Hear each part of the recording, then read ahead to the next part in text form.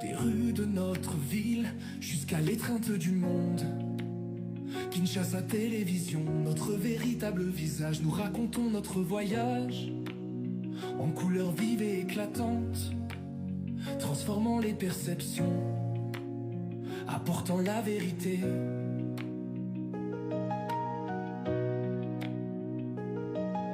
Fini les récits lointains, c'est notre tour de partager la beauté et la lutte avec une passion rare. Nous sommes Kinshasa, nous brillons si fort. À travers nos voix, nous illuminons la nuit, racontant nos histoires avec des cœurs si purs. Kinshasa Télévision, notre esprit perdure.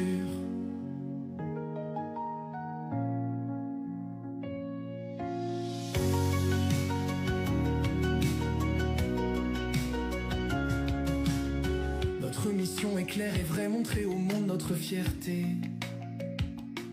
De la culture à l'éducation, notre lumière ne se cache jamais. Avec Marius en tête, une balise dans la tempête, nous célébrons notre essence sous toutes les formes. Unis dans notre vision, nous restons côte à côte pour un avenir plus lumineux, avec l'espoir comme guide. Nous sommes Kinshasa, nous brillons si fort. À travers nos voix, nous illuminons la nuit, racontant nos histoires avec des cœurs si purs. Kinshasa Télévision, notre esprit perdure.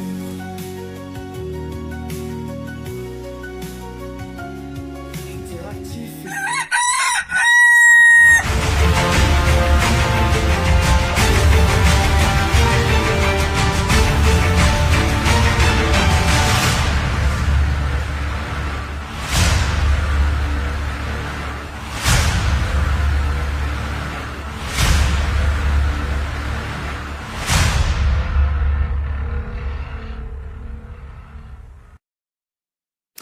C'est bien un tout autre mois, une toute nouvelle semaine qui commence, mesdames et messieurs. Bonjour et bienvenue à votre émission Cocorico DC Matin. Nous sommes bien lundi 4 août 2025. C'est donc pour la première fois que nous nous revoyons après la dernière émission tournée, je crois, le 30 ou le 31 juillet. Merci d'être si nombreux en train de nous suivre de partout où vous êtes en République démocratique du Congo, aux environs en Afrique et dans le monde. Une actualité brûlante, en tout cas, traverse la République démocratique du Congo, mêlant avancées technologiques, repositionnement politique et exigence de justice mémorielle. Cette semaine, l'attention nationale s'est cristallise sur une série de faits marquants qui témoigne à la fois du dynamisme et des tensions au sein du paysage congolais. Nous allons donc commencer par cette information à la une, la publication des résultats des lauréats de l'examen d'État 2025 dans le province éducationnelle du Kasaï oriental. 1 au Katanga, 1 et Kinshasa Moamba ont été rendus publics grâce à l'intégration pionnière de l'intelligence artificielle dans le processus de correction. Cette réforme portée par la ministre d'État en charge de l'Éducation nationale inaugure une nouvelle ère pour la gouvernance éducative. Et sur le plan politique, l'annonce de l'exil de l'ancien Premier ministre Augustin Matata Ponyo Mapong, confirmée par son parti LGD, ravive les débats autour de la sécurité et de la transparence démocratique. Pendant ces temps, la RDC appelle la communauté internationale à reconnaître le génocide économique et structurel subi par le pays dans le cadre de la commémoration du Génocoste. Et sur le plan régional et diplomatique, coopération, Washington accueille une entente stratégique entre Kinshasa et Kigali. Cet accord visant à libérer les potentiels économiques des Grands Lacs marque un tournant important dans la stabilisation régionale sous les regards attentifs du département d'État américain. Et dans le couloir judiciaire, le procès concernant l'ancien président Joseph Kabila suscite des interrogations alors que les avocats de la République justifient leurs honoraires par la sensibilité du dossier. Et en histoire, une conférence d'exposition photographique à Boma ravive les souvenirs et les recherches autour des archives nationales, témoignant du besoin de consolidation identitaire et historique du pays. Au sein de l'Union sacrée de la nation, le président Félix Tshisekedi annonce le maintien de Judith Soumino à son poste et une réduction significative du futur gouvernement et une ouverture bien sûr marquée à l'opposition à la société civile. Un congrès de l'Union sacrée donc en gestation visant à renforcer la charte et son fonctionnement. En religion, pour totalement terminer, le cardinal Fridolin Ambongo Bessungu a été réélu président du symposium des évêques et de conférences épiscopales d'Afrique et de Madagascar lors de la 20e assemblée plénière tenue à Kigali, consolidant ainsi son rôle de figure spirituelle majeure du continent. Cette mosaïque donc d'événements reflète une RDC en pleine mutation entre modernisation, enjeux historiques et récomposition politique. Les pays avancent, mais non sans heurte, avec un regard tourné vers un avenir qu'ils cherchent à façonner. Ces sujets d'actualité sont à développer, à décrypter ensemble avec notre invité de ce matin qui est monsieur Marius Moubalama. Il est analyste politique et très proche du président du prix Nobel de la paix, Denis Mukwege. Monsieur Marius, eh bien, là vous les voyez sur cet écran et ensemble sur ces plateaux, les habitués de cette émission, monsieur Charles Dumandia Wembi et André Junior Moumarka. Bonjour. Bonjour Jean. Très heureux de retrouver monsieur Marius Moubalama qui va nous parler de ces événements tristes et tragiques qui se déroulent à l'est du pays. C'est le mois de souvenirs pour nos frères, nos sœurs, nos enfants qui ont été fauchés impunément à cause des appétits gloutons des richesses que renferme la partie orientale de notre pays. Justement, André Junior Moumarka, bonjour. Bonjour Jean, bonjour Charles et bonjour à monsieur Marius qui nous fait honneur d'être avec nous ce matin sur notre plateau. En forme pour ces nouveaux mois? Oui, apparemment oui. On supporte plus, disons, plus le froid que la chaleur. Et de plus en plus. Ouais, de plus en plus, il fait froid et on s'habitue petit à petit. J'espère qu'aujourd'hui, on ne va pas demander à ce que vous s'arrêtez la clim. Monsieur Marius, c'est pour la deuxième fois. Merci encore une fois de répondre à notre invitation. C'est moi plutôt qui vous remercie. La confiance que vous placez à moi pour m'inviter pour la seconde fois est une marque de considération pour moi. Merci encore une fois de plus pour Kinshasa Télévision, pour son professionnalisme et une essaie de se démarquer sur l'espace médiatique à Kinshasa. Et nous saluons l'innovation que nous sommes en train de vivre ici. Merci aussi à vous, ce panel qui est un panel intelligent. Il faut être mûr pour faire face, n'est-ce pas, à vous. Merci beaucoup. Et donc justement, nous commençons par cette brève. Il y a la publication de lauréat, justement la publication imminente. C'est intervenu, je crois, une semaine. C'était la semaine passée, la session, les épreuves des sessions ordinaires de l'examen d'État édition 2025. On a signalé au moins presque 1 million d'élèves, des participants, mais en moins d'une semaine, cette intelligence artificielle adaptée, annoncée par le ministère de l'Éducation nationale, a fait les tris, a pu rendre le résultat pour justement les lauréats de la République démocratique du Congo répartis dans 3 centres. Nous avons justement ces centres du Haut-Katanga 1, nous avons Kinshasa Moamba et puis Kasaï oriental. Les noms sont là et donc la publication pourra intervenir, si pas aujourd'hui ou demain.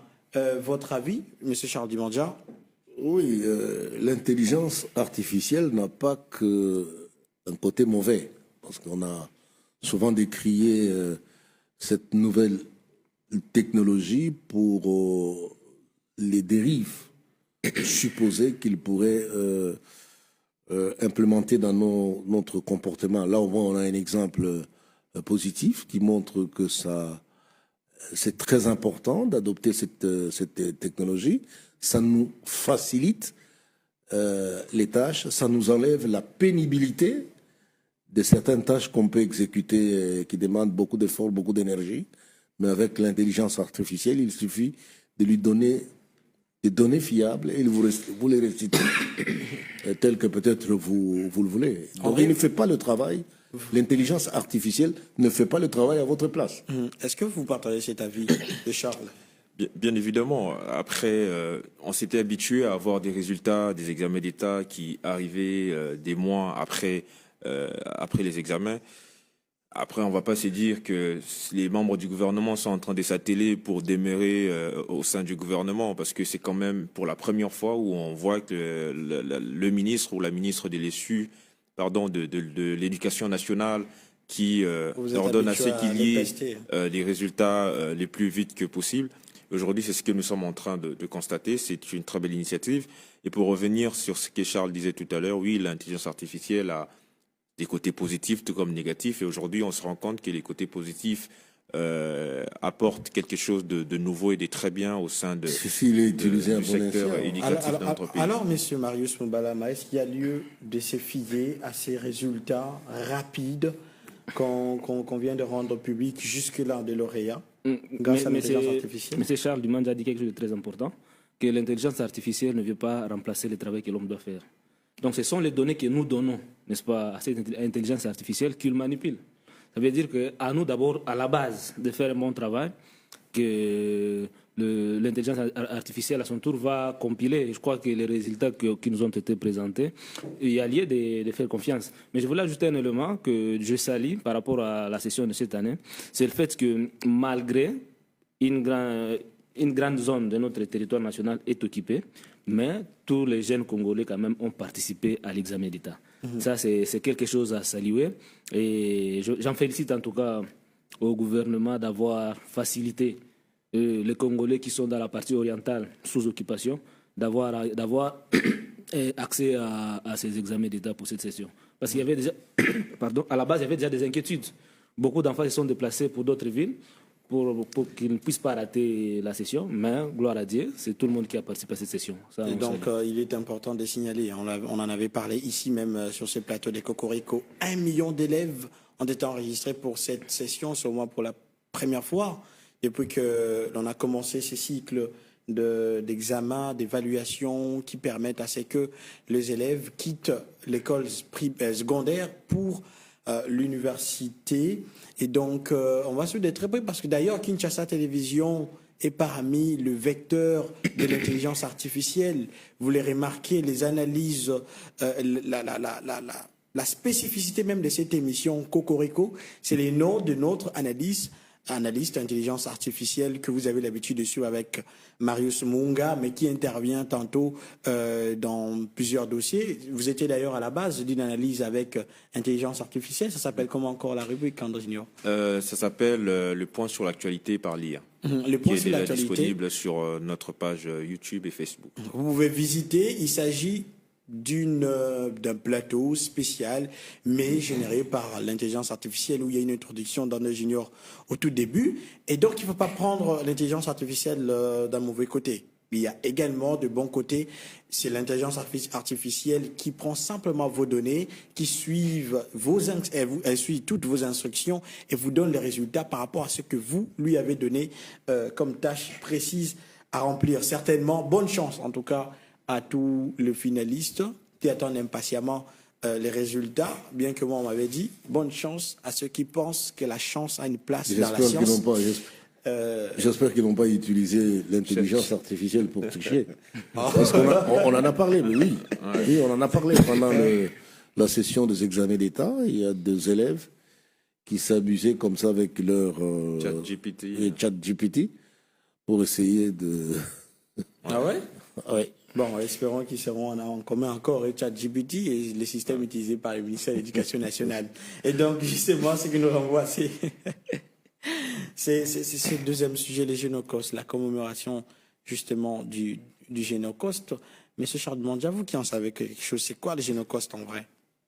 En fait, c'est cette tragédie que vit la partie orientale depuis 30 ans. À cause de minerais dont regorge la partie est de notre pays. Alors, Il se joue là-bas une tragédie avec des milliers, des millions de morts, dans l'indifférence la plus totale, uniquement pour permettre aux multinationales d'accéder aux matières stratégiques pour faire fonctionner nos ordinateurs, nos avions. Les Génocostes, ce n'est pas pour la guerre de 6 jours de Kisangani? Non, c'est global. C'est global. C'est global. Ok, c'est global. Moi, j'étais d'ailleurs surpris de voir aussi les conflits Kamwenantapu être intégrés, mais oui. Intégrés dans le Génocos. Donc c'est un sujet très très crucial.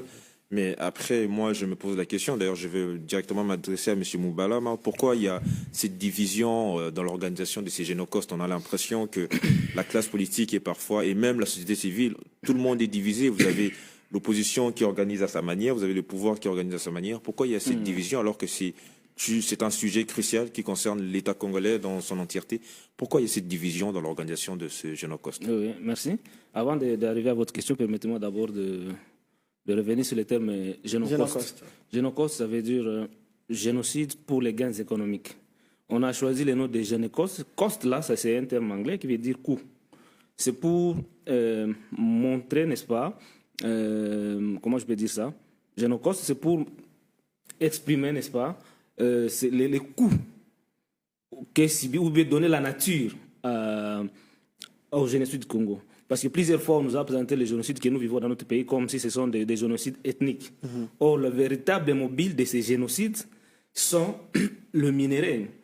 Nos peuples sont victimes de crimes contre l'humanité, de crimes de violation des droits humanitaires internationaux, pour qu'un certain groupe, des impérialistes bien entendu, qui utilisent le Rwanda et d'autres agresseurs, en fait d'avoir accès à nos minerais de façon illégale.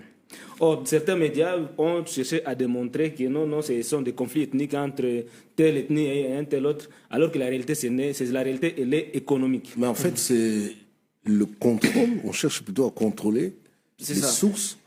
On cherche à contrôler les sources naturelles, les sources d'approvisionnement de matières stratégiques. C'est pourquoi un groupe de jeunes, il faut comprendre que le Génocos, ce n'est pas une initiative du gouvernement congolais. C'est un groupe de jeunes qui se sont mis ensemble pour qu'on puisse commencer à commémorer, pour revendiquer, n'est-ce pas, la justice et la réparation de victimes.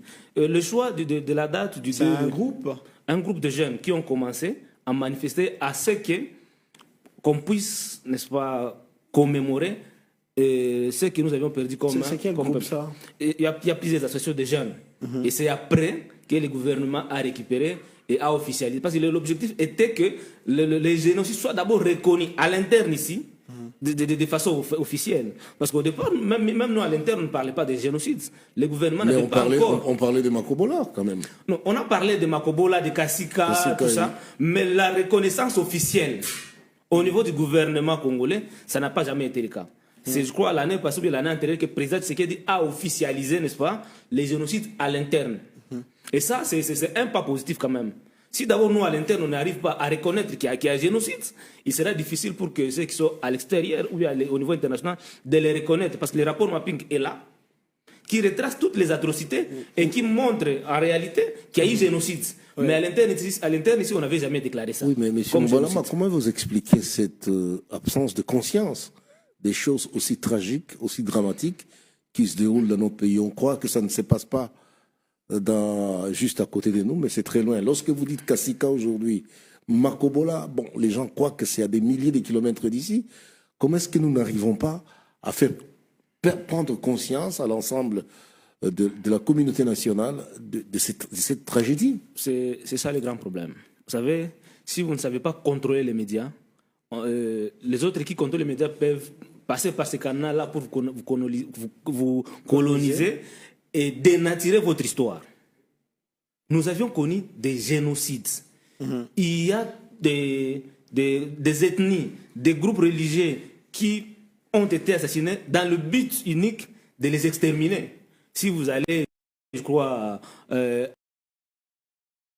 à Fizi, Baraka, il y a une religion qu'on appelait Malkia ou Bembe. Cette église a été exterminée à l'entrée de l'Afdel, accompagnée évidemment par les RDF. À Kassika, vous avez parlé de Kassika, vous avez parlé de Makobola, où on avait enterré des femmes vives. Et parmi elles, certaines étaient enceintes. Ils ont été enterrés vifs. Quand vous allez à Cagnola, on a tué des gens là-bas. Toutes ces informations-là sont répertoriées. Et ceux qui ont fait le travail des rapports MAPIG, ce ne sont pas des Congolais. Ce sont des experts des Nations Unies qui ont travaillé et qui ont publié les rapports. Il revenait maintenant au gouvernement congolais de s'en approprier. Mais quand vous regardez dans l'agissement collectif des acteurs politiques, ceux qui sont au pouvoir, le pouvoir passé et le pouvoir actuel, personne n'a porté intérêt au rapport mapping. Aujourd'hui, je peux le dire, qu'il n'y a que Dr Denis Mukwege. Ces rapports mapping, certainement on l'aura mercredi ou vendredi, que M. Barnabé Milingano considère comme étant un rapport de charlatans, de gens qui voulaient se remplir les poches. Je me réserve ici de parler de l'homme dont vous venez de citer, parce que quand vous analysez ce qu'il dit, vous allez vous rendre compte qu'il va à l'encontre des intérêts du Congo et il défend beaucoup plus les intérêts de ceux qui nous agressent. Le rapport n'a pas été rédigé par les Congolais. Et les acteurs qui sont mis en cause par les rapports mapping, ce sont les gens que lui, Barnabé Milingano, dont vous avez cité, a l'habitude de défendre. Les rapports mapping citent nommément de gens avec qui Barnabé Milingano a combattu au RCD. Parce que les acteurs majeurs qui sont cités dans le rapport mapping, ils sont ici du RCD, de l'AFDEL, et plusieurs leaders du Rwanda. Justement. Or, Milingano lui-même, c'est un cadeau. Donc, le rapport mapping, comme je disais, c'est à nous, Congo, de nous en approprier. Et les crimes que nous avons connus dans notre pays, il faut les situer dans le temps. Les rapports mapping ne couvrent que la période de 10 ans, de 1993 jusqu'à 2003. Et voilà pourquoi Dr Denis Mukwege a toujours insisté à ce que le tribunal pénal international soit institué pour juger les crimes que nous avions connus dans cette période-là. Alors justement, cette revendication n'est plus que, comme vous l'avez dit, les cas de Génocoste, ce n'est plus que pour le docteur Mukwege. Il y a également, lors de ses discours, justement, à la commémoration les samedis derniers, le président de la République s'est engagé à faire connaître les génocides congolais sur l'échelle internationale. La mémoire et la justice ne relèvent pas du passé, elles orientent notre avenir. Résolu à faire triompher la vérité, j'ai engagé notre nation dans un plaidoyer de haut niveau pour la reconnaissance internationale du Génocoste. Car il est temps de rompre le silence, de lever les tabous et d'affirmer avec gravité et clarté une vérité trop longtemps étouffée, en démontrant juridiquement que plusieurs massacres perpétrés répondent aux critères définis par la Convention 1948 sur la prévention et la répression du crime de génocide. En tant que garant de la nation, j'assume pleinement cette responsabilité. Il ne s'agit ni de chercher un statut victimaire, ni de quémander une reconnaissance. Il s'agit de rétablir une vérité historique occultée et d'exiger justice au nom de notre dignité. Et je le dis avec force, quel que soit le temps que cela prendra, nous n'abandonnerons jamais ce combat. Voilà. Vous avez une réaction par rapport à ça? Oui. Vous savez, le temps, en fait, comment on dit ça? Le temps est le meilleur allié de la vérité, n'est-ce pas? Vous vous rappelez de Tshisekedi, lorsqu'il accède au pouvoir, il se retrouve au Rwanda. Quelle était sa déclaration? Que les morts que nous avions connus dans notre pays étaient des causes. Comment le terme qu'il a utilisé? Il y a un terme qu'il a utilisé, il disait que c'était des causes du génocide au Rwanda, des causes collatéraux exogènes du génocide au Rwanda. Qui ont eu des répercussions, oui. Lui n'allait pas finir par le passé. Ne pas finir par le passé, ça veut dire qu'il n'allait pas exploiter, en d'autres termes, les rapports mapping.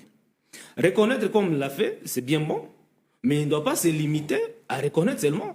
Il doit maintenant chercher à écrire au Conseil de sécurité des Nations Unies pour demander à ce que le tribunal pénal international soit établi et mettre en place désormais la justice transitionnelle dans notre pays. Parce qu'au moins la justice transitionnelle dans notre pays nous permettra d'abord, de connaître la vérité. Elle est déjà en vogue, elle est déjà on en parle, mais elle n'est pas encore mise en œuvre. Oui, mais moi je veux dire, M. Moubalama, pourquoi on n'arrive pas à convaincre, par exemple, les Nations Unies d'instaurer un tribunal pénal international sur les crimes qui ont été commis dans notre pays. On l'a fait pour le Rwanda, on l'a fait pour la Yougoslavie, on l'a fait pour le Kosovo, on l'a fait pour, je ne sais pas, l'Arménie.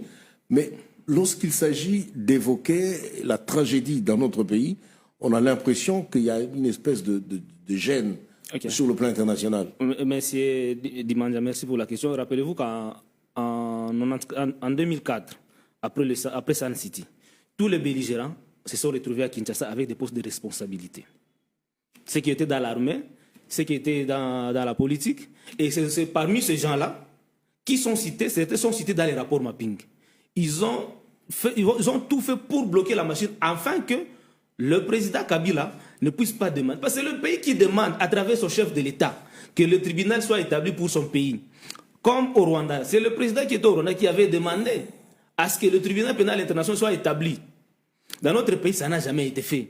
Le président Kabila n'a jamais écrit. C'était une façon, en quelque sorte, on peut dire ça comme ça, de protéger ceux qui sont cités dans les rapports mapping. Et beaucoup de ces gens-là qui sont cités dans les rapports mapping se retrouvent aujourd'hui derrière le président Tshisekedi. Parce qu'il y a des acteurs qui étaient au RCD qui sont aujourd'hui avec le président Tshisekedi. Et ce sont ces gens-là qui occultent à ce que la démarche ne puisse pas aboutir. Parce que moi, je ne comprends pas. Entre 1993 et 2003, le président Tshisekedi était loin du pouvoir. Il n'était pas au pouvoir. Je ne comprends pas pourquoi lui-même, en tant que président, n'apporte pas son soutien au rapport mapping, ne donne pas le coup de main au docteur Denis Mukwege afin que les lobbying soient menés pour que le tribunal pénal international soit établi. Vous insinuez qu'il y a des tireurs des ficelles pour que ces dossiers ne soient pas traités au niveau de l'ONU. Ça doit être le cas. Non, mais il faut reconnaître que le gouvernement tient en compte les rapports mapping. C'est là évoqué dans tout le processus de rédévabilité au niveau de la presse. Le porte-parole du gouvernement en fait mention, le président de la République également en fait mention. Aujourd'hui, il les reconnaît. Vous pouvez reconnaître que c'est un pas et que c'est un processus pour les faire reconnaître au niveau de la communauté internationale. Je dis ceci, mon cher frère, il faut qu'on mette en place la justice transitionnelle. La justice transitionnelle permet après de mettre en place un tribunal ad hoc qui est le tribunal pénal international. La justice transitionnelle, vous allez voir que dans notre pays, on n'a jamais si le processus. On doit commencer par connaître la vérité, mettre en place une commission vérité et réconciliation. Ça nous permet de connaître d'abord la vérité. Qu'est-ce qui s'est passé dans notre pays? Qui sont les victimes et qui sont les acteurs, les bourreaux de ces victimes-là? De deux, c'est le jugement. Ça permet de juger tous ceux qui ont participé, n'est-ce pas, à des crimes. Et ce sont les crimes contre l'humanité qui sont de la compétence, n'est-ce pas, soit de la CPI ou bien du tribunal pénal international et non pas de notre justice locale, interne. Après ça, c'est la réparation. Déjà, nous avons le FONAREV qui est en œuvre, qui devrait être la conséquence, n'est-ce pas, de ces deux premières étapes. Connaître la vérité, le jugement. Après, c'est la réparation qui doit être gérée par le FONAREV. Oui. À la fin, j'ai fini, monsieur Charles, et à la fin, nous devons avoir la garantie de non-répétition. Nous n'avions pas eu la garantie de non-répétition. Voilà pourquoi aujourd'hui, il s'appelle Thomas Lubanga revient en charge. Il a été condamné à la CPI, il a fait 10 ans. Mais il est aujourd'hui seigneur de guerre en Ituri. Pourquoi? Parce que nous n'avions pas eu la garantie de non-répétition. Donc, il y a tout un processus qu'il faut respecter. Monsieur Mbalama, est-ce que vous ne pensez pas qu'aujourd'hui, avec l'initiative de l'Église catholique et de l'Église protestante, aujourd'hui, est-ce qu'ils ne sont pas dans cette logique-là? Oui, en fait, moi, à la base, nous soutenons la démarche de l'Église catholique. Oui. Mais il faut comprendre... Est-ce que vous avez parlé de vérité, justice et réconciliation? Ça, c'est le processus, n'est-ce pas, de la justice transitionnelle. Et dans le dialogue, je crois que ça serait une occasion entre Congolais de se parler de la vérité. Mais vous allez comprendre que les politiques congolais ont une appréhension, n'est-ce pas, de ce dialogue-là. Certains pensent que le dialogue viendra pour le blanchir. D'autres pensent que à travers ce dialogue-là, ils auront la possibilité d'accéder, n'est-ce pas, au gouvernement. Or, quand vous lisez le guide du pacte social élaboré par l'Église catholique et l'Église protestante, nulle part on a parlé de partage de pouvoir. Là, on doit, à la fin de ces dialogues, on doit avoir un cahier de charge que nous, Congolais, nous allons adopter, qui va être comme une boussole pour nous diriger, afin que nous puissions gérer notre pays durant 30 ans. Et qui va faciliter le bien vivre ensemble dans la région des Grands Lacs. Parce que tous les accords qu'on a signés, il faut l'épingler ici. Il n'y a pas que le Rwanda qui agresse notre pays. les impérialistes utilisent presque tous les pays frontaliers. Vous parlez plutôt de lobbies. Des lobbies, justement, qui veulent accéder à nos matières premières, utilisent des pays limitrophes pour arriver à leur fin, oui. Mais ici, on nous a amené, et donc, a décrit cette façon de faire des États-Unis. On nous a mis dans une logique bilatérale, on nous a mis à signer des accords avec le Rwanda, qui met en danger notre intégrité et notre souveraineté. Ouais, parce qu'on nous demande, en fait, tout ce qu'on a signé dans l'accord de principe à Doha, avec le M23, tout ce qu'on a signé dans l'accord de paix, il n'y a rien de nouveau. Ce qu'on a ajouté de nouveau, c'est cet accord économique avec le Rwanda. Justement, oui, mais nous avons toujours eu des rapports économiques avec le Rwanda. Vous avez le barrage de Ruzizi, par exemple. Oui, nous le partageons avec le Rwanda, le Congo et le Burundi. C'est ça. Nous avons des projets intégrés sur le plan économique. C'est dans le cadre de la CPGL. Je ne comprends pas comment les experts congolais qui sont allés à la négociation ont accepté cette insulte-là, alors qu'il y a déjà des rapports économiques entre le Rwanda, le Burundi et l'Ouganda, et il y a une entreprise qui est là, la Sinela, où vous allez trouver les dirigeants congolais, burundais et rwandais. L'électricité qui est produite sur Ruzizi, c'est distribué en RDC, au Rwanda et en Angola. Donc, comment on dit ça? L'exploitation des ressources hydroélectriques, ça se fait déjà. Donc, mais on veut élargir ça sur les minéraux uniquement avec le Rwanda. On veut élargir ça sur la gestion de nos forêts uniquement avec le Rwanda. Et ça pose déjà un problème à la base. Justement, on parlait du tribunal. On va revenir justement sur cet accord sur les cadres économiques régionaux entre la RDC et le Rwanda qui a été justement signé à la fin du week-end de la semaine dernière. Mais on revient sur le propos du professeur Denis Mukwege. J'ai l'impression ici que vous venez en défenseur du docteur Denis Mukwege qu'en analyste politique. Parce que quand vous dites nous, c'est beaucoup plus du côté M. Mukwege.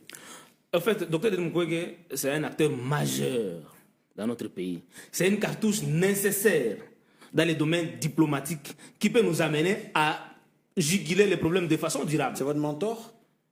Denis Mukwege, c'est un leader congolais. Moi, je peux le dire avec fierté ici, que j'ai voté pour lui. En étant indépendant, parce que lui, il a été indépendant. D'accord. Je reviens.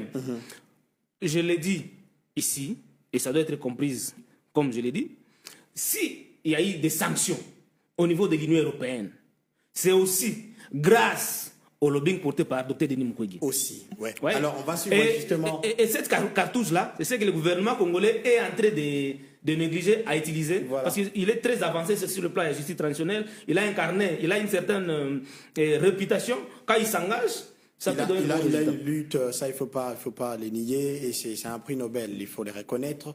On va suivre justement sa déclaration à l'occasion de la journée du Génocoste. La diplomatie congolaise se distinguerait davantage en exigeant un tribunal pénal international pour la République démocratique du Congo, en déployant des efforts continus pour réclamer des sanctions internationales à l'encontre des agresseurs et en réclamant la mise en œuvre de la résolution 2773 du Conseil de sécurité des Nations Unies. Dans l'intervalle, il est révoltant de constater que le plan de balkanisation de la RDC poursuit inexorablement son cours après l'évasion des zones minières et l'installation d'administrations parallèles. Les rebelles de l'AFC M23 s'appuient sur les climats de terreur qu'ils ont instillés dans les territoires qu'ils occupent pour promouvoir un fédéralisme qui préfigurera l'éclatement du pays, alors que toutes les structures de la République sont en faillite. Ces revendications s'inscrivent clairement dans un plan bien huilé des acteurs de la déstabilisation de la nation congolaise de concourir à la naissance d'un nouvel État dans l'est de notre pays. Malheureusement, si notre population ne se réveille pas aujourd'hui, nous risquons d'être la dernière génération à avoir grandi dans les frontières actuelles de la République démocratique du Congo.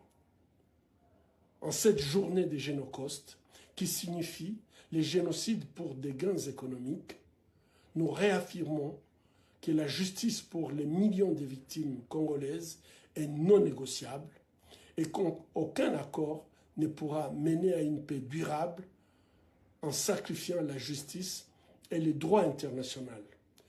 Nous sommes encouragés par l'organisation d'activités de commémoration à Kinshasa et dans de nombreuses villes de la République démocratique du Congo, mais aussi dans divers pays d'Afrique, d'Europe, aux États-Unis et même au Brésil. Personne ne viendra sauver le Congo à notre place. Après 30 ans de violences inouïes, il est évident qu'aucun dirigeant du monde ne placera notre souffrance au rang de ses priorités, en lieu et place de servir les intérêts du peuple qu'il a élu. C'est pourquoi, aujourd'hui plus que jamais, nous comptons sur votre vigilance, votre prise de conscience et votre détermination pour insuffler une nouvelle trajectoire à notre nation et tourner une fois pour toute cette page sombre de l'histoire de la République démocratique du Congo, de l'Afrique et de l'humanité. Oui, M. Denis Mukwege a dit tout à l'heure qu'il faudrait que la République tout entière puisse commémorer les génocostes. Mais comme je le disais au début de cette émission, oui. Pourquoi est-ce qu'il n'y a pas cette commémoration commune? Parce que c'est une question cruciale qui concerne toute la République. Alors pourquoi est-ce qu'il y a cette division même au sein de l'organisation de ce génocostes? Voilà pourquoi je me plains de l'organisation du gouvernement. La cause que nous défendons aujourd'hui, les génocostes, c'est une cause nationale. Ça devrait être une occasion de fédérer tous les enfants du pays, l'opposition, majorité, société civile, ensemble, pour que nous puissions célébrer et à l'unisson demander à ce que la justice soit faite pour la RDC. Quand vous voyez ce qui a été fait à Tembe par le gouvernement, vous comprendrez que la population semble être ignorée par le gouvernement et pourtant c'est la population, le peuple, qui est le premier victime, ou bien le premier victime de tout ce que nous avions connu comme atrocité. Vous savez, il y a un mimétisme qui a été fait par la RDC à ce qui se passe au Rwanda. Visite Rwanda, aujourd'hui nous avons Congo, c'est pas moi, au centre de l'Afrique, au cœur de l'Afrique. Ça, on a copié du Rwanda.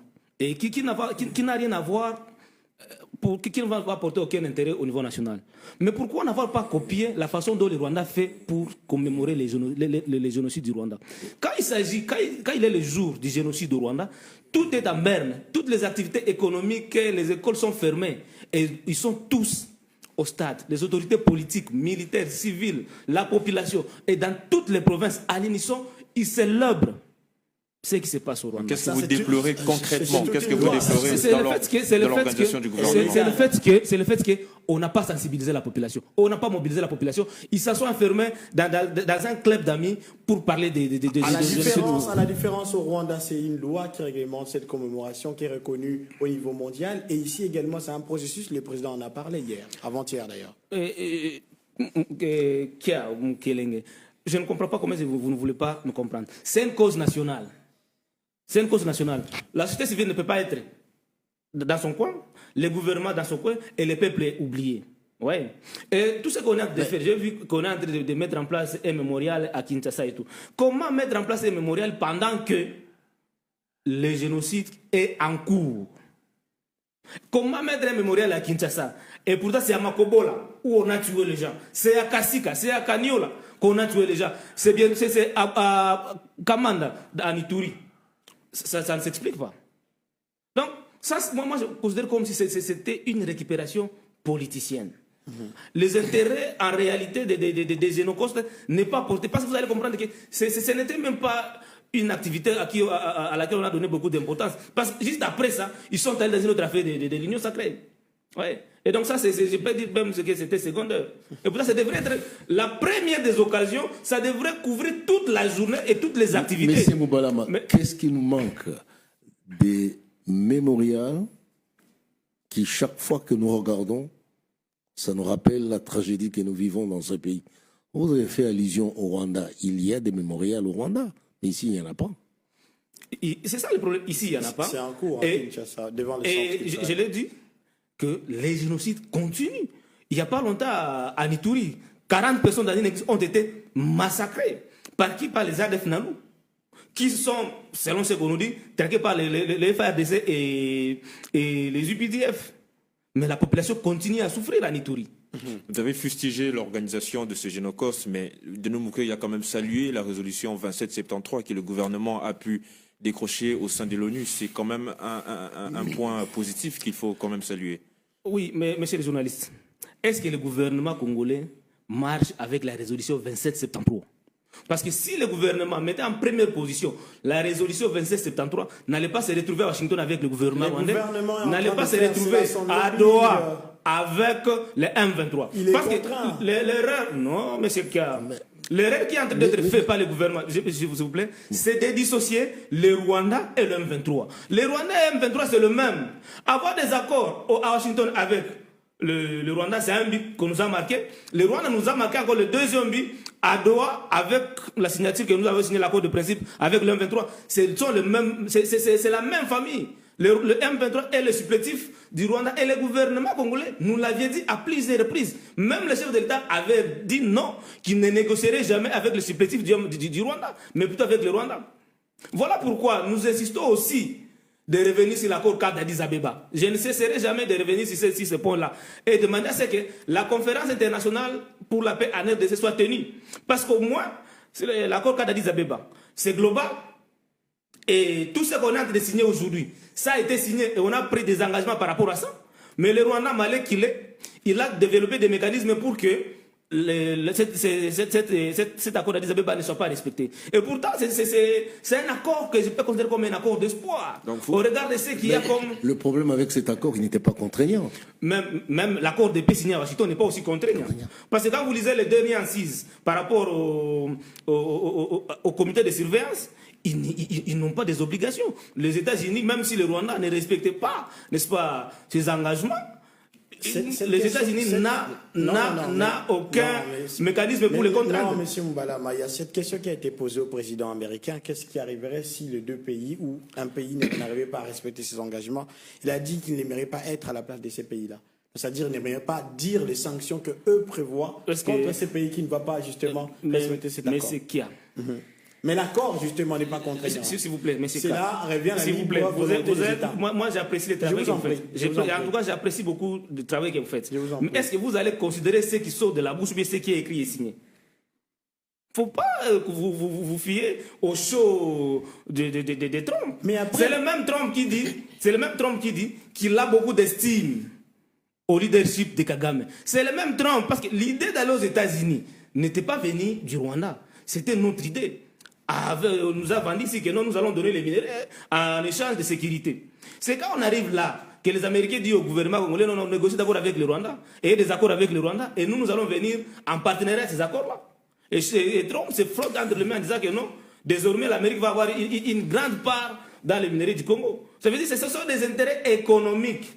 Et le Rwanda fait bien le travail pour les États-Unis, pour les impérialistes, qui veulent avoir le contrôle sur les minéraux du Congo. Vous êtes revenu tout à l'heure sur l'accord d'Addis Abeba. On a maintenant une panoplie d'accords, une panoplie de processus. Est-ce que tout cela ne crée pas un peu le désordre dans la quête de la paix dans notre pays? C'est une erreur diplomatique congolaise. Lisez l'accord d'Addis Abeba. Lisez les différents accords qu'on a signés. C'est blanc, bonnet, bonnet, blanc. Seulement que l'accord de paix, on a ajouté un élément qui n'existait pas dans d'autres accords. C'est cette incise-là qui parle sur l'intégration économique, où nous devons co-gérer désormais avec le Rwanda. Ça, c'est mettre à mal notre souveraineté. Regardez, lisez dans la Constitution l'article 57 et l'article 57. Cela est érigé en infraction de haute trahison aussi. N'est-ce pas? Parce que tout ce co-gérer avec le Rwanda, c'est une façon de donner, de vendre en partie ce qui constitue le revenu et les sous de notre pays. L'article 57 de la Constitution, mais ça interdit ça. Mais M. Mbalama, nous avons déjà commencé à co-gérer avec le Rwanda certains projets ensemble au niveau de la CPGL. Pourquoi vous récriminez aujourd'hui si demain on doit y avoir encore de projets sur le plan économique qui sont co-gérés entre les deux pays? Monsieur Charles, CPGL, c'est une organisation régionale entre le pays des Grands Lacs. Ça, c'est acceptable. Et ça ne met pas à mal la souveraineté et l'intégrité de notre pays. Mais, par contre, l'accord qu'on vient de signer met à mal notre souveraineté et notre intégrité. Et ça ne facilite pas ce qui est la paix. Parce que Mukwege l'a dit, le même accord de paix porte en lui seul le germe de perpétuation et de prolongation du conflit.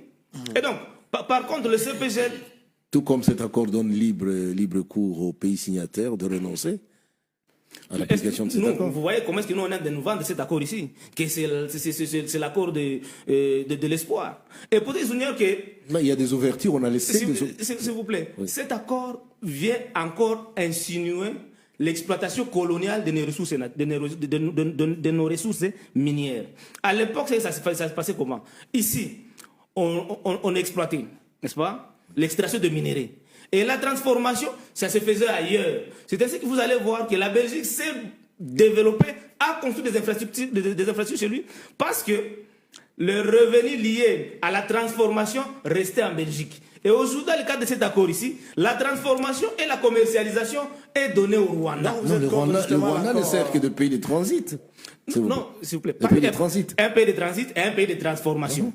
Non, un pays de transit et un pays de transformation. C'est à nous aussi de créer des infrastructures qui nous permettent de transformer. C'est ça notre problème, monsieur, monsieur Charles. Oui. Le Rwanda a construit la raffinerie. Les autres, oui. Le Rwanda a construit chez lui la raffinerie de l'or à 5 millions de dollars. Mais ici, nous sommes allés donner à Barça 44 millions de dollars. Est-ce qu'on est quelque part... C'est de notre faute. Quelque part, c'est ça. Il y a un problème d'abord à l'interne. C'est pourquoi j'ai dit... Mais cela est programmé. Les usines de transformation des raffineries sont programmées dans les jours qui viennent ici en République démocratique du Congo. Ce que je vis à la télé, le chef de l'État a reçu un groupe d'investisseurs américains. Ils viennent faire quoi?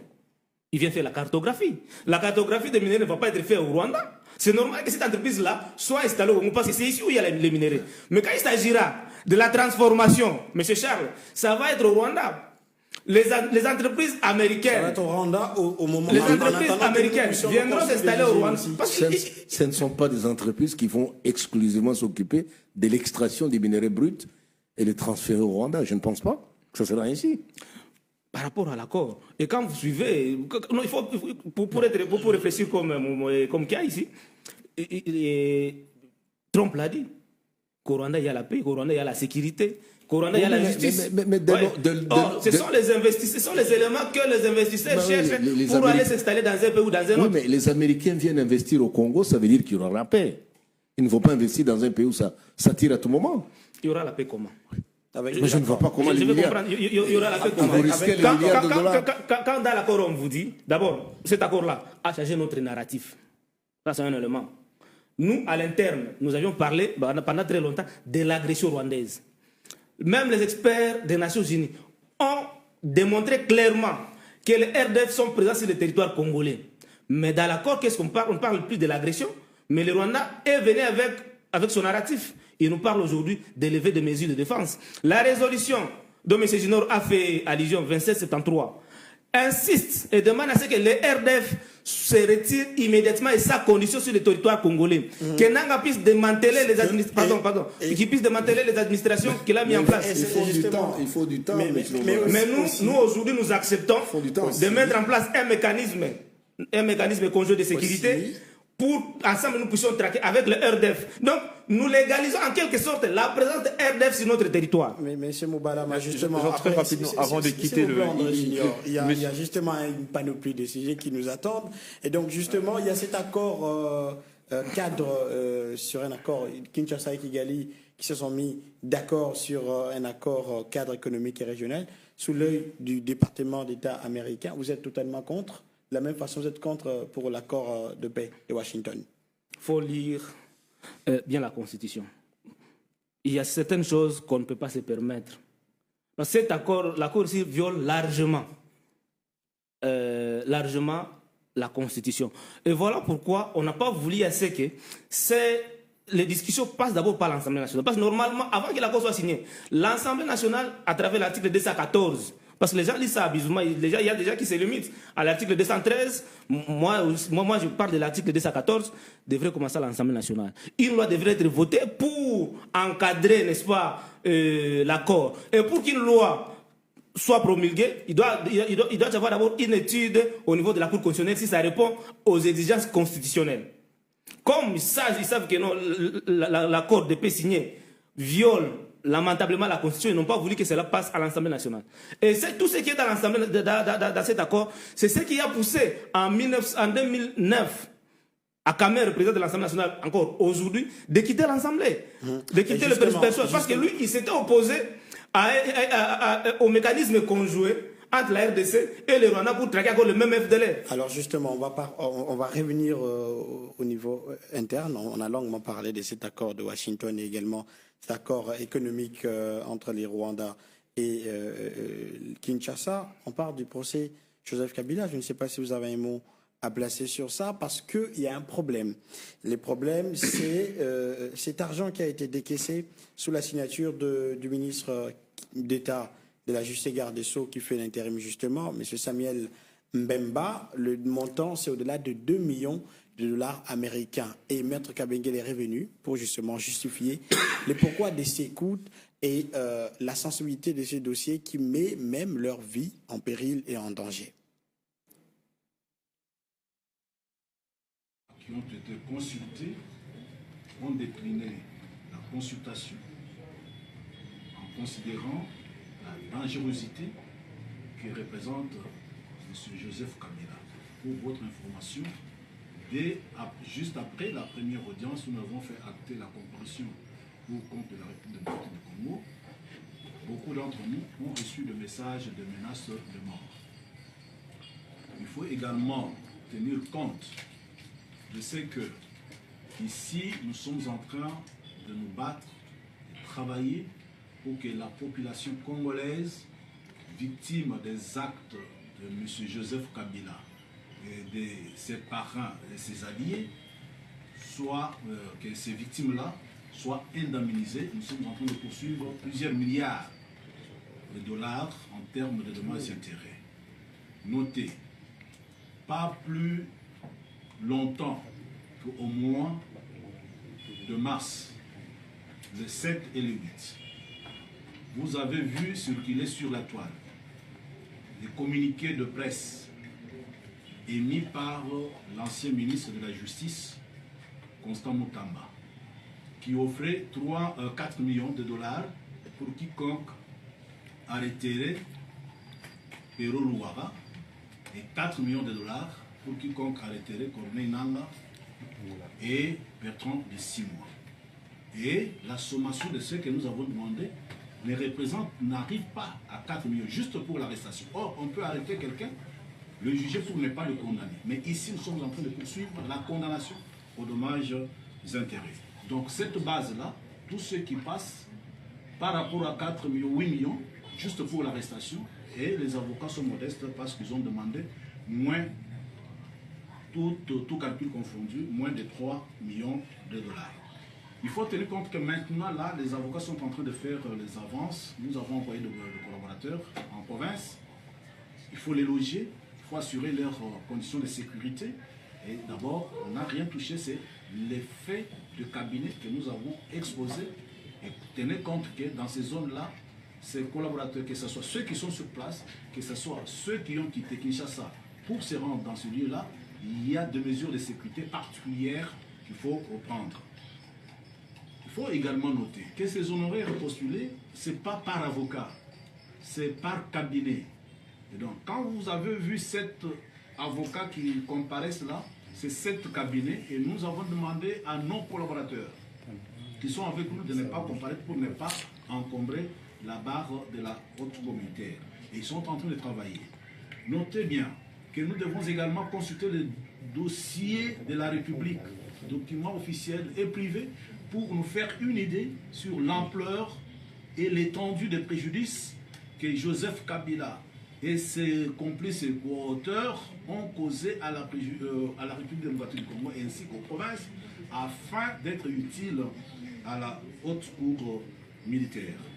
Alors, tout ça, tout compte fait, nous avons estimé en patriotes arrêter notre note d'honoraire à des proportions qui soient acceptables. Donc, ce n'est pas exorbitant. Et je pense que Pero Luara, qui relie, qui est en train de relayer l'information, qu'il se souvienne qu'il y avait 4 millions pour lui seul, juste pour l'arrêter. Mais ici, nous, on n'est pas en train d'arrêter, on est en train de concourir au jugement et à des condamnations à des dommages et intérêts de plusieurs milliards de dollars au profit non seulement de la République, mais également des victimes des actes perpétrés par Joseph Kabila et ses complices. Une lecture très brève par rapport à ces procès contre l'ancien président Joseph Kabila. Qu'est-ce que je peux dire? À Doha, un accord de principe a été signé qui veut que les poursuites judiciaires sur le membre du M23 AFC soient abandonnées. Or, ici, on nous a présenté que Kabila faisait partie, ou bien c'est lui le chef du M23 AFC. Qu'est-ce qu'on peut dire sur un procès comme celui-ci? Qu'après, c'est lui qu'on poursuit, soit quitté ou bien amnistié. Dans l'entretemps, dans les caisses de l'État, on a déboursé plus de 2 millions de dollars. C'est une parodie de justice. C'est pourquoi nous insistons sur le tribunal pénal international. Parce que ceux qui seront jugés là-bas, il n'y aura pas de tout ça. Il n'y aura pas d'excuses. La CPI, quand vous êtes condamné, vous faites votre prison. C'est pourquoi j'insiste ici que la CPI puisse s'activer afin de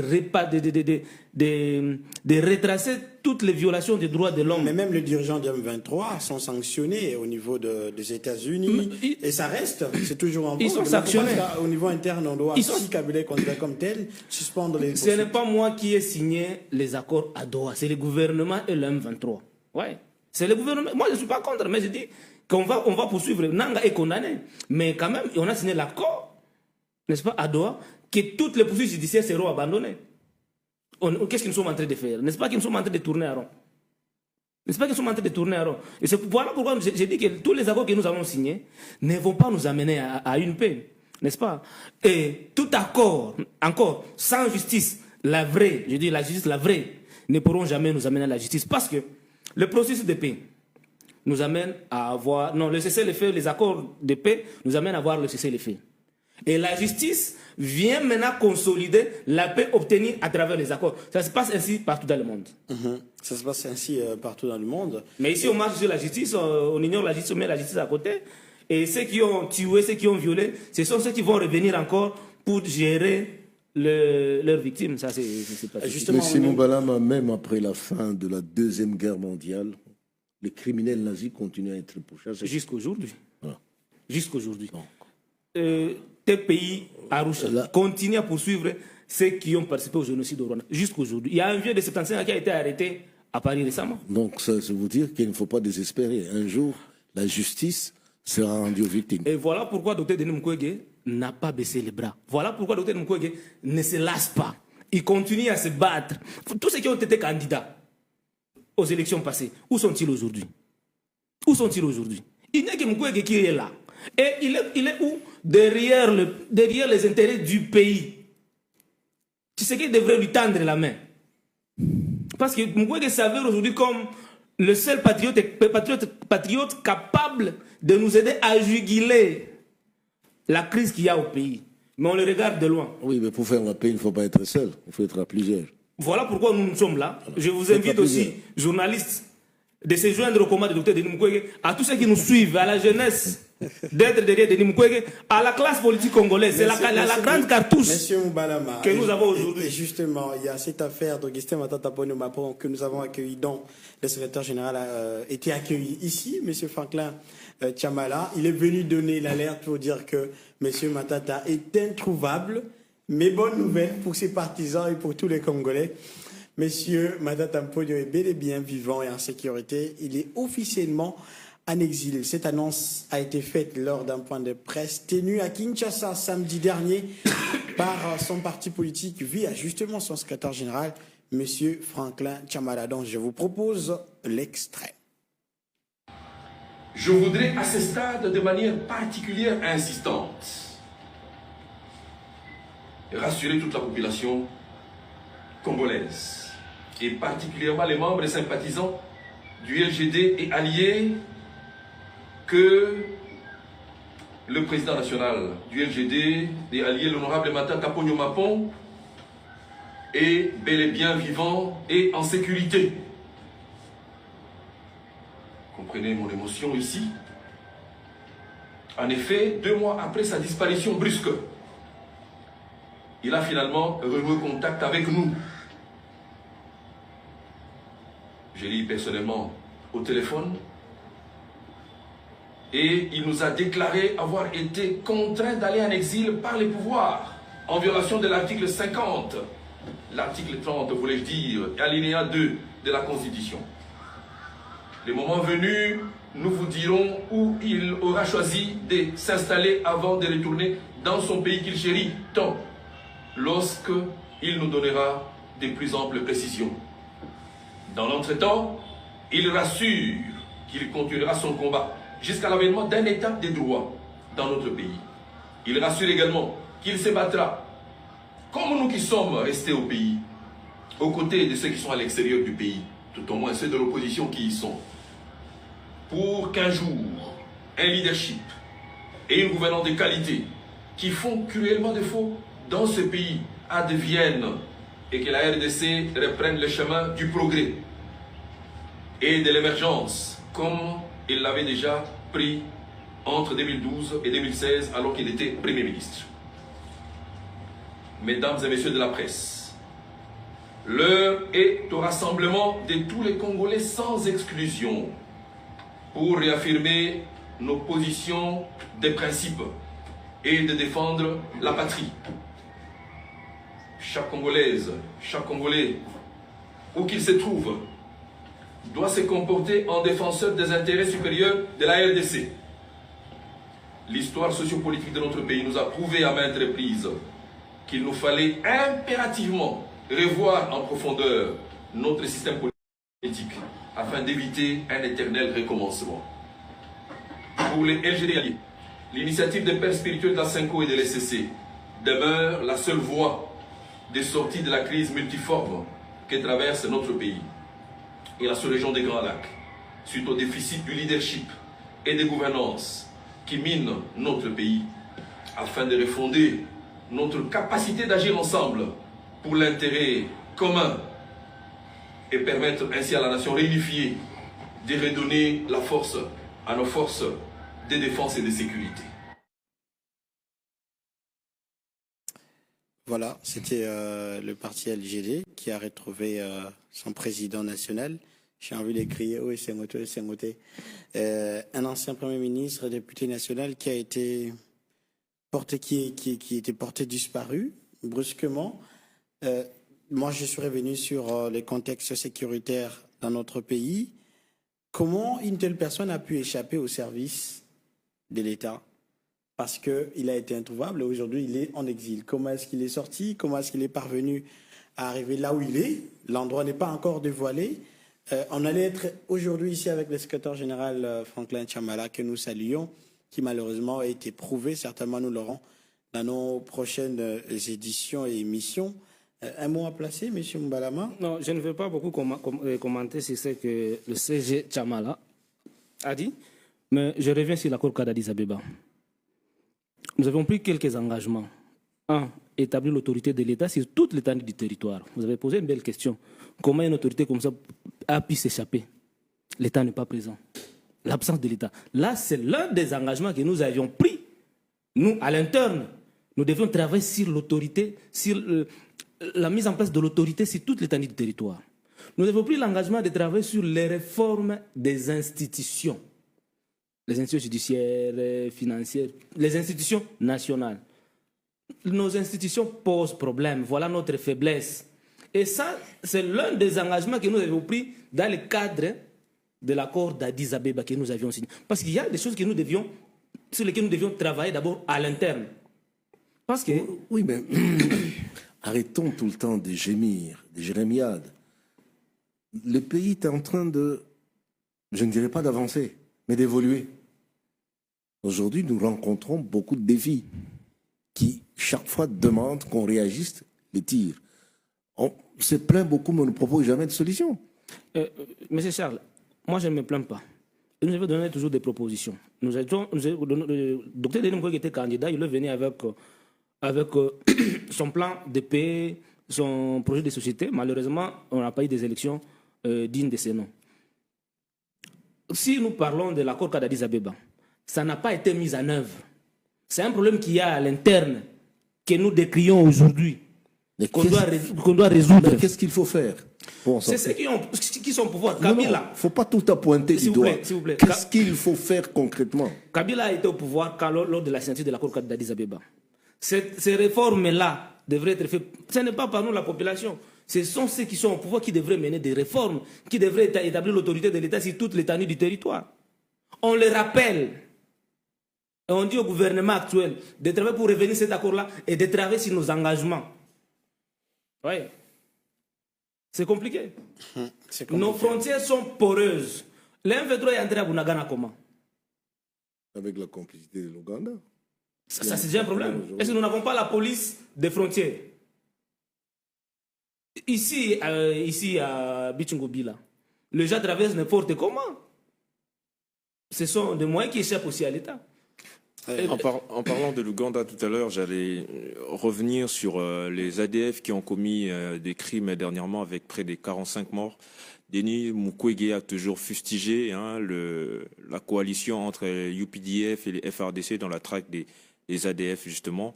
Mais aujourd'hui, on a l'impression que ce groupe est difficile de défaire. Qu'est-ce qu'il faut en fait pour défaire le ADF? Parce qu'on a l'impression qu'on est focus sur le M23, qu'on oublie les autres groupes armés finalement. Mukwege a interpellé le gouvernement sur l'externalisation de sécurisation des Congolais. Ce n'est pas une armée extérieure qui doit venir sécuriser les Congolais. Ça, c'est une grosse erreur. Ces gens-là, le Rwanda et le Burundi et l'Ouganda, veulent gérer les rebelles de leur pays chez nous. Nous, la communauté internationale, nous avons à un moment donné obligé de nous asseoir sur une même table à San City. Nous avions négocié, on avait eu une lueur de paix, une paix précaire. Pourquoi aujourd'hui, on ne peut pas obliger à l'Ouganda de négocier, d'organiser un dialogue avec les rebelles des ADF Nalu? Pourquoi pas au Rwanda aujourd'hui, on ne peut pas obliger à Kagame de s'asseoir sur la même table avec les FDLR et négocier et trouver la paix ensemble? Mais c'est à la RDC qu'on demande de négocier avec les M23, de les intégrer dans l'armée et dans l'administration. Tandis que les FDLR, s'ils seront neutralisés, ils ne seront pas intégrés dans l'armée rwandaise, mais dans la vie civile. Les rapports des forces sur le terrain, les lobbying, la reconnaissance de internationale jouent un rôle. Mais non, c'est ça, mais Kia. Le problème, nous en avons ici à l'interne. Nous devons d'abord chercher à redorer notre image vis-à-vis des partenaires étrangers.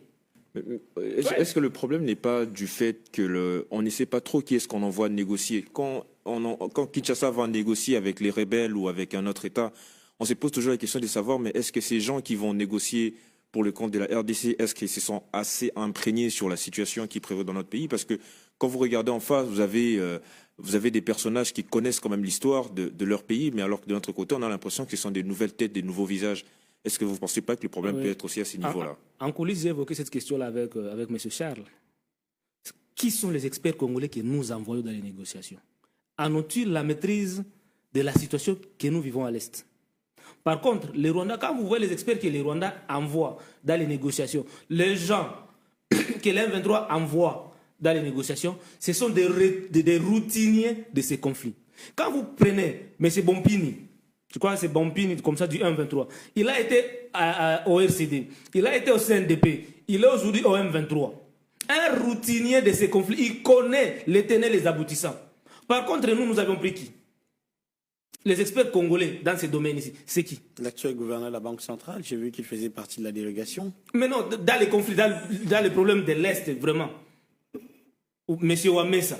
Wamesa André. Wamesa André, qu'est-ce qu'il connaît? Est-ce qu'il a la maîtrise de ces situations-là? Vous proposerez qui, par exemple? Il y a des experts. Je vais vous donner un exemple simple. Le professeur Toumba Loba. Je prends seulement dans la volée comme ça. Il a au mécanisme national de suivi. Parce que l'accord cadre d'Addis Abeba, le mécanisme national qui est la conséquence de ces signatures-là, existe. Ils sont là, ils sont en train de travailler. Et ils ont, je crois, proposé au gouvernement congolais de revenir sur l'accord cadre d'Addis Abeba, que de se jeter dans les différents accords sur lesquels nous sommes en train de nous perdre aujourd'hui. Donc le professeur Toumba Loba n'a pas été affilié dans les négociations. Il maîtrise la question du Grand Lac comme jamais. Il est là. Est-ce que dans tout ça, il prend part? Vital Kamera a été un grand négociateur à San City. président de l'Assemblée nationale aujourd'hui. Ils sont nombreux des Congolais qui ont la maîtrise. Il y a des gens qui ont vécu dans leur chair les conflits à l'Est, qui sont à Kinshasa, qu'on ne regarde même pas. On prend des gens qui viennent, je ne sais pas moi, de nulle part, qui renie notre narratif à l'interne et par épouser les narratifs rwandais. C'est dans l'accord où on parle aujourd'hui d'élever... Donc on suppose que le Rwanda a pris des mesures de défense contre la RDC par rapport aux ADF, aux FDLR qui pourraient sembler être une menace à leur gouvernement. Et il les faut dans notre pays. Et nos experts acceptent ça. Mais non, quand même. Ok, et donc justement, c'est cette problématique de l'accord. On en avait parlé ici également avec le professeur Kabangé, Christian Kabangé, qui s'était dit, bah, nous on est là, on n'est pas consulté, on n'est pas pris en compte. Il y a d'autres personnes d'ailleurs qui n'apprécient pas le terme lever des mesures de défense, alors qu'il faudrait que les RDF puissent quitter les territoires congolais, mais alors qu'on parle de lever des mesures de défense, alors qu'il y a les éléments de l'armée rwandaise qui sont bel et bien sur notre territoire. Mais l'accord prend en compte également la résolution 2773. C'est pas comme si ça écartait cette question. Moi, je suis économiste, vous êtes juriste. Vous êtes juriste, moi, je suis économiste. On parle de la résolution 2773 dans le préambule, seulement dans une phrase. Mais dans la suite de l'accord, nulle part on a fait mention de la présence du RDF sur le sol congolais. On conditionne la sortie du RDF par, n'est-ce pas, la neutralisation des FDLR. C'est une reconnaissance implicite. Mais oui, implicite. De qui? De la RDC. Mais la résolution 2773. De l'accord qui reconnaît implicitement qu'il y a des troupes rwandaises sur le sol congolais. Je dis ceci. La résolution 2773 de l'ONU, votée par les 5 pays qui ont le droit de veto au Conseil de sécurité et tous les pays membres de ce conseil-là, ont exigé à ce que les Rwandais puissent quitter les sols congolais. Mukwege a travaillé au niveau international en fait que des sanctions pèsent sur le Rwanda. Et à l'interne au Rwanda, la population rwandaise commençait déjà à gémir. Il y avait déjà une pression interne sur Kagame qui allait pousser Kagame à se retirer, à agir dans le sens de la résolution. Cependant que Mukwege est en train de travailler, qu'on retrouve les émissaires congolais et rwandais à Doha. Le président Kabila Tshisekedi et le président Kagame au Rwanda. Ça anéantit en quelque sorte les lacs qui étaient déjà en cours. Même les États-Unis, qui nous met aujourd'hui sur la même table, mais ça tardait, monsieur. A pris des sanctions contre quelques figures. On a contre Laurence Kanyuka du M23, le porte-parole, quelques officiers rwandais. C'était déjà une pression. Et quand vous suivez Kagame, quand il parle à la télé, sa dernière sortie, il parle avec des dames, les sanctions qui étaient déjà en cours. Parce qu'il sait que non, avec sa stratégie, il a affaibli la démarche là. Donc pour vous, on a obsculté, c'est ça? On a obsculté la résolution 2773. Je pense que la diplomatie congolaise a marché sur la résolution 2773. Et justement, les deux présidents congolais et rwandais sont attendus dans les jours qui viennent à Washington, à la Maison-Blanche, pour justement l'accord final de paix entre les deux pays. Et au niveau des Doha, les discussions, en tout cas, se poursuivent après la déclaration des principes. Jusque-là, on attend le 8. Ce sera le 8, hein, la date annoncée pour justement la signature de l'accord final, bien que c'est encore très difficile parce qu'à l'interne, il y a encore de quoi, qu'on l'avait dit la fois passée, les taux continuent de se resserrer. On va suivre de très près ces dossiers, mais sur le dossier Joseph Kabila, puisqu'on était en train d'en parler, la prochaine audience est renvoyée au 7 août. C'était à la demande des avocats de la partie civile, les avocats de la République donc, pour justement entrer en possession de documents, de pièces qui ont été présentées et fournies par l'officier du ministère public. En religion, le cardinal Fridolin Ambongo Besungu a été réélu président du symposium des conférences épiscopales d'Afrique et du Madagascar, CEAM, lors de la 20e assemblée plénière de cette institution qui s'est tenue à Kigali du 28 au 2 août 2025. Mais ça crée encore de polémiques au niveau interne. La question de sa présence au Rwanda, mais également, surtout, son discours dont je vous propose de suivre juste l'extrait, et puis on revient pour décortiquer sur ça. Au nom du comité permanent du symposium des conférences épiscopales d'Afrique et de Madagascar, CEAM, je suis profondément honoré et heureux de vous souhaiter la bienvenue à la cérémonie d'ouverture de la 20e assemblée plénière de notre symposium. Ici, dans le pays aux 1000 collines, le Rwanda, une nation dont l'histoire de souffrance, de résilience et de réconciliation continue d'inspirer le monde entier. Nous exprimons une reconnaissance particulière à son Excellence, M. Paul Kagame, président de la République du Rwanda, ici représenté par son Excellence, Monsieur le Premier ministre, pour l'honneur fait à cette Assemblée en l'accueillant si généreusement ici à Kigali. Je charge Monsieur le Premier ministre de transmettre notre sentiment de gratitude à son Excellence, Monsieur le Président de la République. J'ai saisi également cette occasion pour adresser un accueil fraternel et chaleureux à son Excellence, le cardinal Michael Cerny, préfet du Dicaster pour le service du développement humain intégral. Il vient juste de parler avant moi. Éminence, votre présence ici témoigne non seulement de l'attention du Dicaster envers l'Église en Afrique, mais aussi de la proximité de sa sainteté, le pape Léon XIV, avec notre parcours en tant que continent tourné vers l'évangélisation, une Église missionnaire. Je souhaite la bienvenue de tout cœur à chacun et chacune de vous rassemblés ici pour cette plénière de notre Shéam. Voilà, là c'est la partie qui fâche, mais on a pris juste un morceau.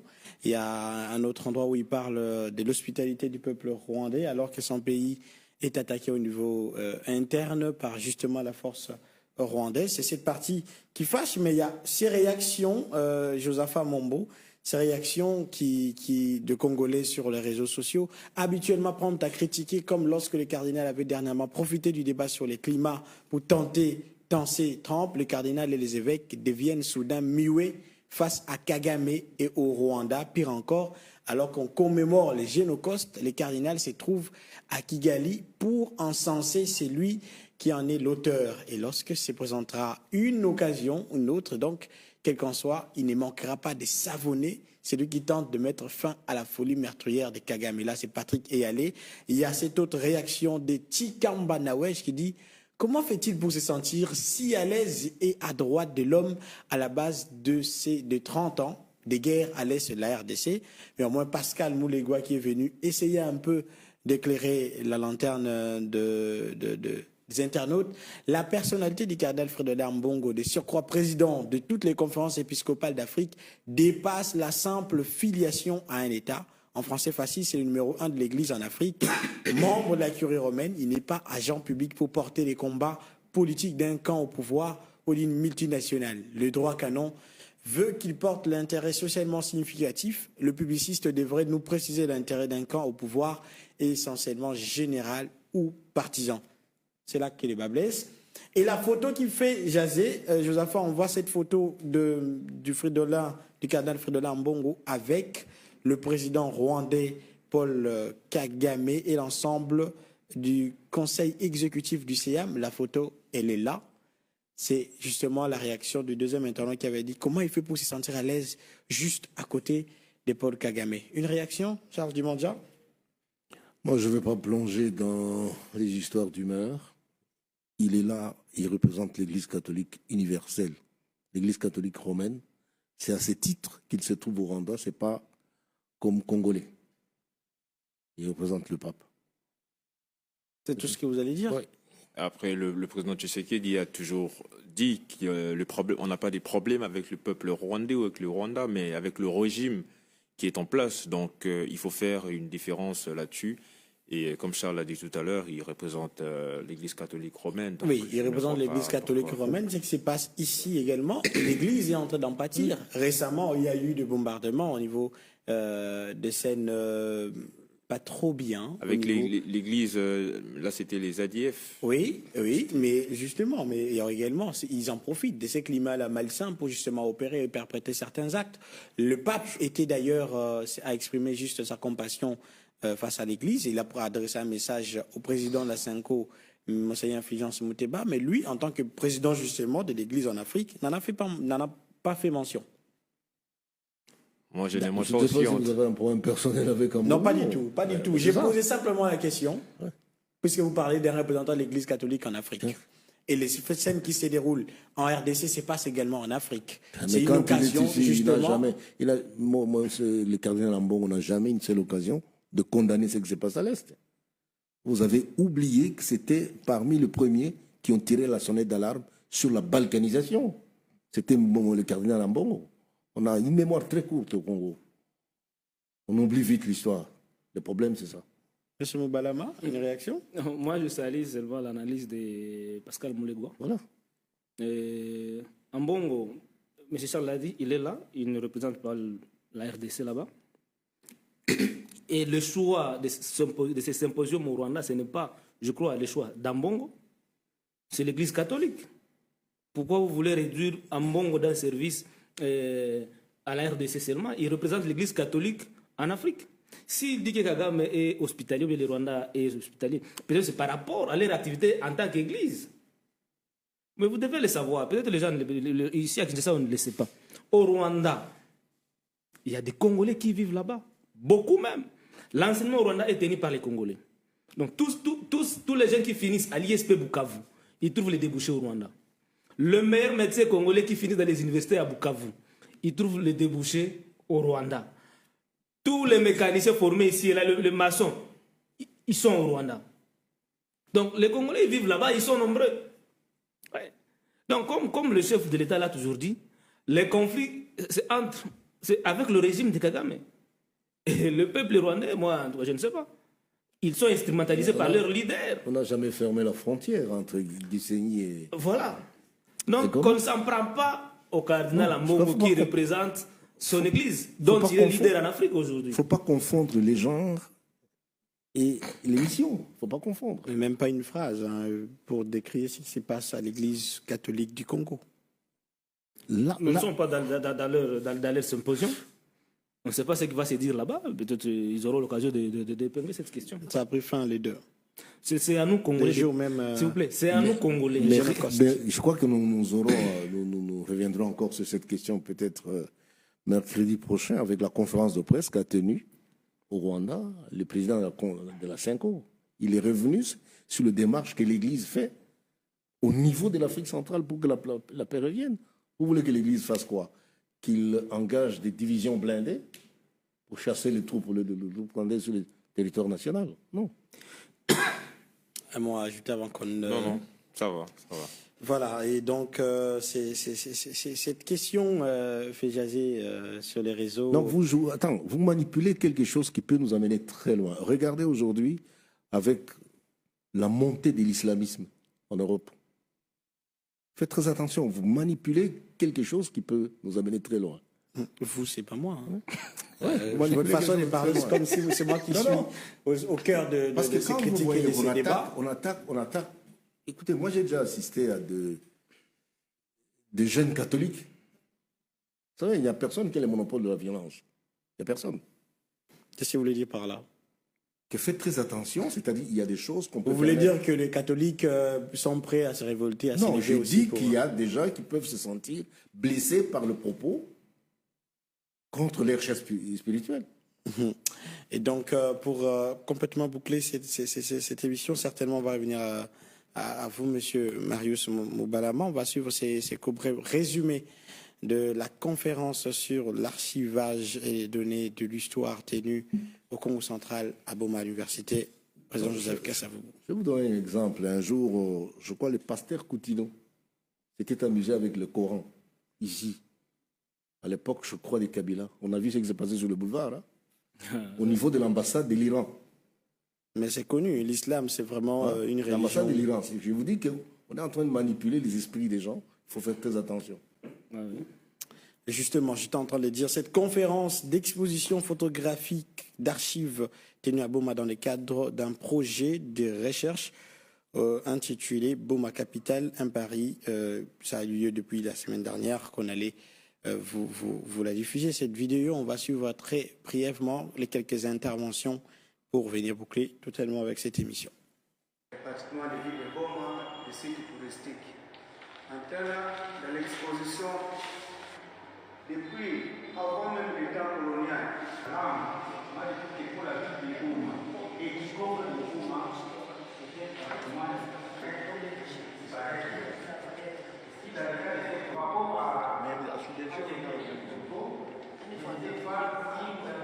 c'est un projet de recherche sur l'histoire de Boma comme capitale de l'État indépendant du Congo. Alors on se pose la question, pourquoi l'histoire? Quand un peuple n'a plus d'histoire, il n'a plus de culture et donc il n'existe pas. Retourner à l'histoire veut dire, voilà, ressusciter des cendres pour que la connaissance soit maintenue, pour que les nouvelles générations sachent, voilà, cette ville, ça vient d'où. Voilà, c'est pas pour rien si cette ville a été la première capitale de ce pays ici. Il y a eu des objectifs, il y a eu des motifs, et ainsi de suite. Et donc, il y a tout un patrimoine qui doit être redynamisé. Il y a toute une culture, voilà, il y a toute une histoire qui doit être redynamisée pour que les nouvelles générations puissent s'imprégner de cette histoire et puissent savoir voilà, d'où nous venons, où nous sommes et où nous voulons partir. L'université se fait le moteur de promotion de ces projets ensemble avec le musée royal de l'Afrique centrale de Tervuren. Et nous sommes entrés dedans et nous sommes en train justement de faire avancer ces projets. Et la première étape était à l'appel à candidature pour permettre aux étudiants qui finissent le master cette année à pouvoir passer un stage de 6 semaines en Belgique au musée de Tervuren. Je crois qu'il y a eu un appel à candidature.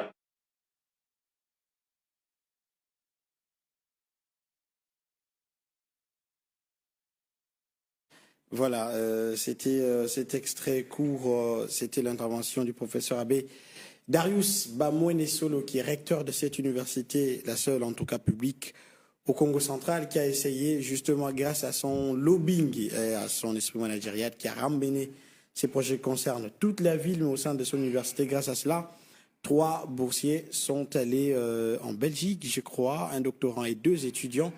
On va suivre de très près ce qui se passe. Je crois qu'au mois de septembre, nous serons là pour l'inauguration du bâtiment qui va servir de service numérique et permettre les enseignements à distance. Cette innovation pour la première fois dans la province. Monsieur Marius Moubalama, nous avons fini. Un mot à placer avant que nous puissions nous séparer. Je voudrais juste rappeler que Mukwege a lancé un cri d'alarme, rappelant aux Congolais qu'il n'y a que nous-mêmes qui devons nous battre pour que nous puissions revenir à la paix.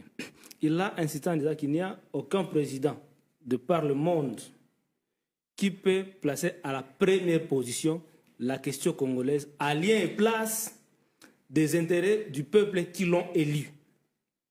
Ça, c'est très grave, c'est très fort, c'est cette déclaration du docteur Denis Mukwege. Il rappelle encore la population congolaise, c'est la question de velléité de la balkanisation de notre pays. C'est depuis 1998 que cette velléité a pris encore corps et on y travaille. Et il a dit que nous risquons d'être la dernière génération qui vit en RDC dans ses limites de 1885. Et nous devons être vigilants, nous devons être prudents. Et donc, au président Tshisekedi de savoir que c'est lui seul qui doit porter en première position les revendications, les problèmes du Congo et du travail. Il y a un digne fils du pays, Dr Denis Mukwege, qui est disponible, qui travaille déjà pour la souveraineté et l'intégrité de notre pays. Nous devons lui donner la main. Nous devons soutenir la démarche du professeur Dr Denis Mukwege. Nous soutenons également la démarche de l'Église catholique et de la SENCO.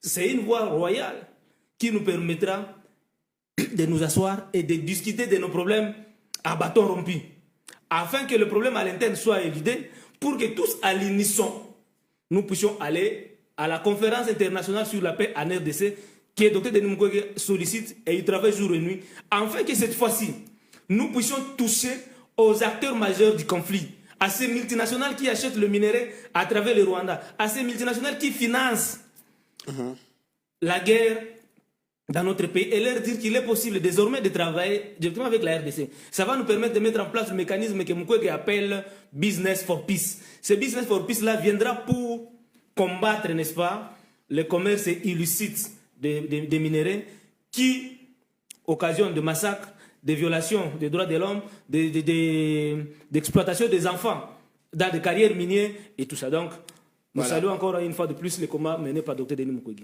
Merci d'avoir répondu à notre invitation. Nous espérons vous avoir toujours avec cette disponibilité. Chaque fois que nous aurons besoin de vous. Grand merci en tout cas.